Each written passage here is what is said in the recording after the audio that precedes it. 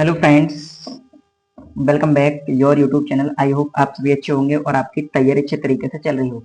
आज हम बात करने वाले हैं और जो CUET है, CUET 2026 में जो सिलेबस रहने वाला है उसकी बात करेंगे। वैसे तो ये जो सिलेबस आपका ये 2025 का है, बट इसी को हम आधार मानकर समझेंगे कि आपको क्या क्या पढ़ना होगा 2026 में यदि आप CUET का एग्जाम देने जा रहे हैं। और इसमें हम बात करेंगे साइकोलॉजी सब्जेक्ट की। इसके बाद जो साइंस के और सब्जेक्ट हैं उनकी भी हम बात इसमें करने वाले हैं, जैसे बायोलॉजी, केमिस्ट्री, एग्रीकल्चर, उन सब के सिलेबस की बात हम करेंगे। लेकिन आज की वीडियो में हम मुख्यतः बात करने वाले हैं साइकोलॉजी पर। साइकोलॉजी देख पाएंगे साइकोलॉजी, और जो पेपर कोड है इसका वो है 324। सिलेबस है ये। साइकोलॉजी हम बोलते हैं मनोविज्ञान। साइकोलॉजी किसको बोलते हैं? मनोविज्ञान। तो मनोविज्ञान का जो सिलेबस है उसकी बात हम इसमें करेंगे, मनोविज्ञान के सिलेबस की बात करेंगे। तो देख लेते हैं, आगे हम बढ़ते हैं। तो ये आप देख पाएंगे सिलेबस है फॉर मनी के लिए, किसके लिए? CUET UG के लिए। और ये जो सिलेबस है वो CUET UG का सिलेबस है, यानी कि अंडर ग्रेजुएट के लिए जो एंट्रेंस एग्जाम होता है। और ये सिलेबस 2025 के अकॉर्डिंग, बट वैसे तो मोस्टली यही रहेगा, बट फिर भी कोई टॉपिक या कोई चैप्टर किसी प्रकार से अपडेट किया जा रहा है तो हम आपको इसकी इंफॉर्मेशन प्रोवाइड करा देंगे। तो देख लेते हैं कौन कौन से चैप्टर हैं या यूनिट हैं जो आपको इसके दौरान स्टडी करने हैं। तो ये हमारा साइकोलॉजी है, इसका पेपर कोड आपको ध्यान रखना है 324। यदि आप भी साइकोलॉजी सब्जेक्ट से CUET देना चाहते हैं, और भी आपके सब्जेक्ट कॉम्बिनेशन होंगे इसमें, बट यहाँ हम बात कर रहे हैं साइकोलॉजी जो सब्जेक्ट है उसके सिलेबस की बात कर रहे हैं। तो देख सकते हैं यूनिट नंबर 1। यूनिट 1 का क्या नाम है? Variation in psychological attributes.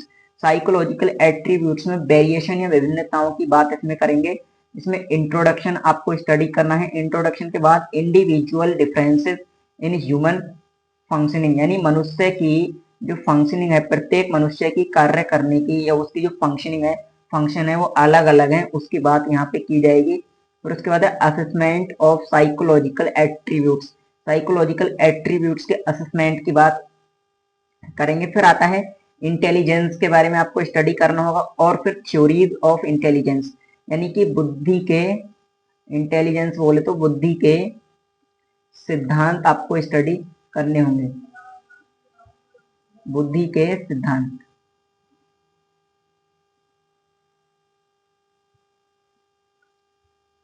तो इसमें आपको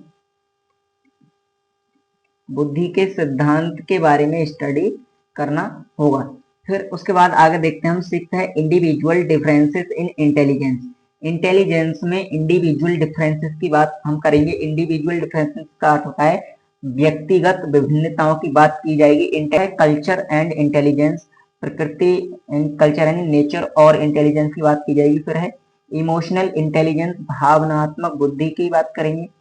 फिर है स्पेशल एबिलिटी की बात यहाँ पे की जाएगी। Aptitude, nature and measurement. और फिर आता है क्रिएटिविटी।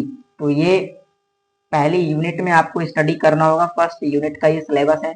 उसके बाद आगे देखते हैं सेकंड यूनिट की बात कर लेते हैं।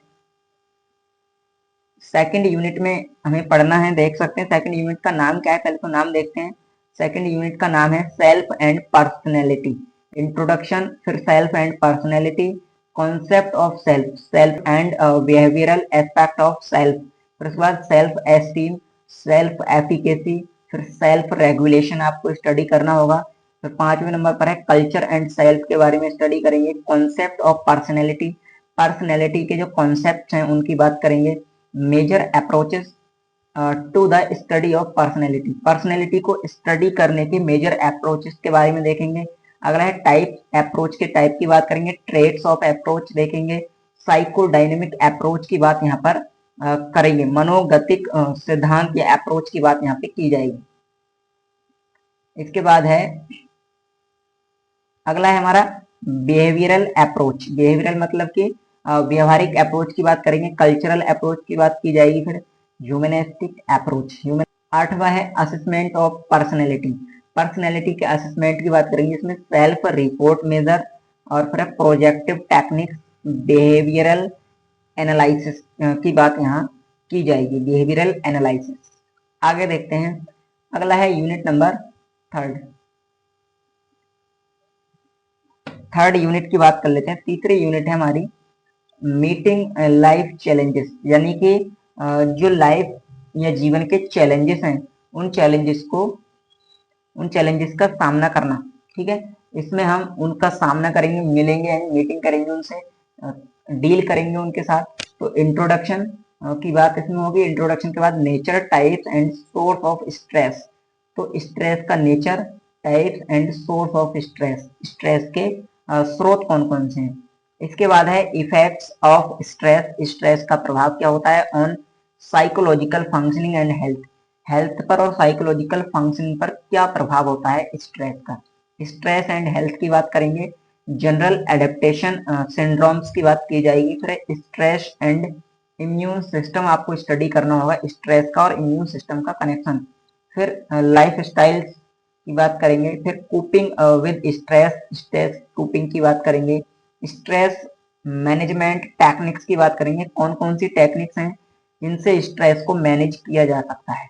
पांचवा है promoting positive health and well being, positive health को प्रमोटिंग की बात करेंगे। लाइफ स्किल्स की बात इसमें करेंगे या स्टडी करेंगे हम। अगली यूनिट है यूनिट नंबर 4। यूनिट नंबर 4 देख लेते हैं। यूनिट नंबर 4 होने वाली है साइकोलॉजिकल डिसऑर्डर, यानी कि मनोवैज्ञानिक विकार या रोग कह सकते हैं। इंट्रोडक्शन, फिर कॉन्सेप्ट्स ऑफ एबनॉर्मेलिटीज के concept and psychological disorder, psychological disorder और एबनॉर्मेलिटी के कॉन्सेप्ट्स की बात करेंगे। Classification of psychological disorder, psychological disorder के क्लासिफिकेशन की बात इसमें की जाएगी, स्टडी करेंगे हम। फिर है factor underlying abnormal behaviour, abnormal behaviour को प्रभावित करने वाले फैक्टर या कारक की बात यहाँ पर की जाएगी। फिर मेजर साइकोलॉजिकल डिसऑर्डर, जो मुख्य मनोवैज्ञानिक डिसऑर्डर है उनकी बात इसमें की जाएगी, जैसे एंजाइटी डिसऑर्डर, फिर obsessive compulsive and relative disorders, फिर trauma and stressor related disorder, फिर somatic symptom and related disorder, फिर उसके बाद डिसोसिएटिव डिसऑर्डर्स, डिसपर्सिव डिसऑर्डर्स, फिर बाइपोलर एंड रिलेटेड डिसऑर्डर्स, फिर आता है schizophrenia spectrum, other psychotic disorders, इनकी बात करेंगे। और फिर आता है अगला है न्यूरो डेवलपमेंट डिसऑर्डर्स की बात इसमें करेंगे। तो यूनिट नंबर 4 में हमें साइकोलॉजिकल डिसऑर्डर्स पढ़ने हैं कि मनोवैज्ञानिक रूप से कौन कौन से डिसऑर्डर या विकार हो सकते हैं। उसके बाद अगला है disruptive impulse control and conduct disorders की बात करेंगे। अगला है फीडिंग एंड ईटिंग डिसऑर्डर्स, यानी कि जो फीडिंग और ईटिंग से डिसऑर्डर्स होते हैं उसकी बात की जाएगी। Substance related and addictive disorders की बात इसमें की जाएगी, आपको स्टडी करना होगा। आगे देखते हैं, अगली यूनिट है यूनिट नंबर 5। यूनिट नंबर 5 की हम बात करें तो यूनिट नंबर 5 में स्टडी करेंगे हम therapeutic approaches, introduction, nature and process of psychotherapy के नेचर और प्रोसेस की बात की जाएगी। थेराप्यूटिक रिलेशनशिप, फिर अगला है टाइप ऑफ थेरेपीज, थेरेपीज के प्रकार की बात यहाँ पे करेंगे या पढ़ेंगे इसमें। फिर है बिहेवियर थेरेपी की बात करेंगे, यानी बिहेवियर के द्वारा जो अपनाई जाने वाली थेरेपी है उनकी बात की जाएगी। फिर कॉग्निटिव थेरेपी, और फिर आता है ह्यूमनिस्टिक, और फिर अगला है factors contributing to healing in psychotherapy, psychotherapy में हीलिंग करने वाले, मतलब हीलिंग में कंट्रीब्यूशन करने वाले फैक्टर्स की बात इसमें करेंगे। एथिक्स इन साइकोथेरेपी, साइकोथेरेपी में एथिक्स की बात की जाएगी। और फिर अगला है अल्टरनेटिव थेरेपी की बात यहाँ करेंगे या स्टडी करेंगे। फिर आता है rehabilitation for the mentally third, mentally. Unit number 5 के बाद अगली यूनिट आती है यूनिट नंबर 6। यूनिट नंबर 6 में हम स्टडी करेंगे एटीट्यूड एंड सोशल कॉग्निशन। फिर उसके बाद इसमें स्टडी करेंगे इंट्रोडक्शन, एक्सप्लेनिंग सोशल बिहेवियर को एक्सप्लेनिंग के बारे में पढ़ेंगे, कैसे उसको एक्सप्लेन कर सकते हैं। Nature and component of attitude, attitude के नेचर और कंपोनेंट यानी घटक की बात यहाँ करेंगे। फिर attitude formation and changes, attitude में जो फॉर्मेशन है उसका यानी निर्माण और परिवर्तन की बात करेंगे, कौन कौन से परिवर्तन उसमें होते हैं, इनकी बात यहाँ की जाएगी। अगला है, और फिर उसके बाद अगला है यूनिट नंबर 7। यूनिट नंबर 7 में देख लेते हैं हमें क्या स्टडी करना होगा। तो यूनिट नंबर 7 की हम बात करें, इसका नाम है social influence and group process, introduction, nature, formation of group, उसके बाद type of group, influences, influence for group on individual behaviour, और फिर आता है सोशल की बात करेंगे, स्टडी करेंगे, फिर ग्रुप पर। इसमें क्या है, सिलेबस में साइकोलॉजी के 7 यूनिट है। मनोविज्ञान के सिलेबस में हम बात करें मनोविज्ञान, इसमें टोटल 7 यूनिट हैं। CUET यूजी के सिलेबस में 7 यूनिट हैं।